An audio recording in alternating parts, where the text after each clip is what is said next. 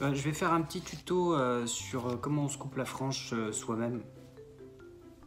Enfin, une fois que j'ai dit ça, on n'en sait pas plus. Donc, il y en a qui font avec des feuilles de papier. Moi, j'ai pris une feuille. Une feuille, voilà. Donc, effectivement, si je fais ça, c'est compliqué parce que personne n'a la frange comme ça. Donc, je vais être obligé de faire déjà une sorte de pré-coupe.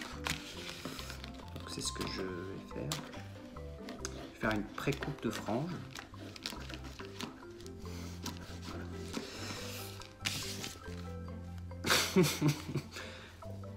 Voilà.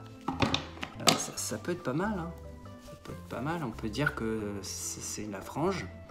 Et donc du coup, je vais vous montrer en fait. Je vais vous montrer comment on fait. Quels sont les gestes à faire et à ne pas faire quand on a une frange et qu'on veut l'entretenir jusqu'à la fin du confinement.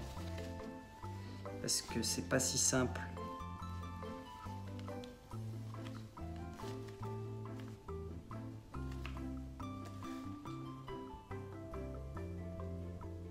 Tiens pas.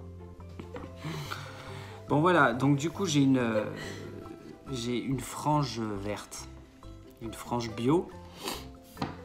Donc en gros, si c'est bien. Si vous coupez comme ça, vous serez jamais précis suffisamment. Jamais. Ça marchera jamais. Donc, ce qu'il faut, c'est dérégler votre frange en faisant ce qu'on appelle le piquetage. Donc nous les coiffeurs, on fait du piquetage, c'est-à-dire on utilise le ciseau à la verticale, comme ça, et on rentre et on ressort de la mèche de cheveux, et on crée des petites variations, des micro-variations. Donc ça va donner de la transparence à la pointe, je dirais à la fin du cheveu. Ça lui donnera de la transparence, ça va lui donner plus de mouvement. Ça ne le raccourcit pas de manière uniforme comme si on faisait ça. Mais si vous faites ça, vous allez vous planter, c'est évident. Sauf si vous avez vraiment genre super l'habitude de le faire. Donc en gros, le piquetage, c'est ça.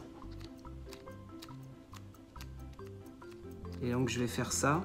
Donc je commence toujours entre les deux yeux. Je commence jamais par ici. Je suis entre les deux yeux. Et je fais des micro-coupures.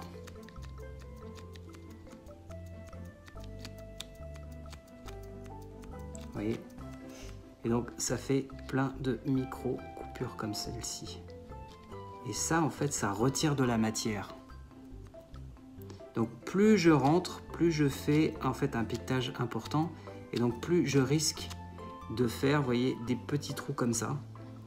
Donc si vous avez des cheveux très épais, c'est possible. Si vous avez des cheveux très fins, ça ne marchera jamais. Ça va faire des démarcations trop importantes. Donc il faut faire un micro-piquetage, il faut être un peu patient. Il faut faire un peu de méditation pendant ce temps-là et rester bien concentré. Vous voyez ?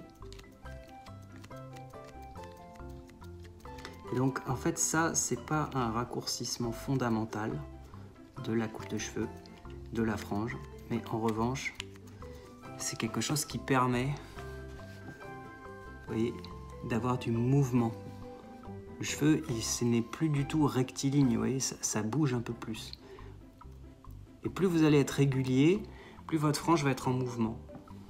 Donc, et je vais faire après la même chose ici. Donc du coup, effectivement, je peux poser ma main pour avoir un peu de stabilité. Donc je fais attention à mes sourcils aussi, hein. Je ne vais pas me piqueter les sourcils. Et ça, franchement, si vous vous entraînez un peu, enfin franchement, c'est pas excessivement compliqué, quoi. Moi, je l'ai fait faire ce matin à quelqu'un, ça en est très bien sorti, quoi. Voilà. Vous savez, vous coupez votre frange, vous allez faire du piquetage. Ce piquetage, vous pouvez aussi le faire dans la nuque, pour les garçons par exemple. Mais ça, c'est une autre vidéo. Et quand on l'enlève,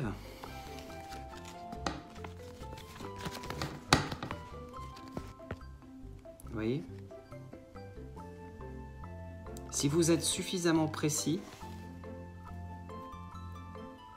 que vous le faites suffisamment en pointillé, ici, et ben vous allez créer en fait un système micro-denté. Par contre, si vous y allez très fort, vous voyez, vous risquez d'être un peu trop irrégulier. Donc il faut essayer de faire un peu tout le temps le même geste. Et voilà. Tout simplement.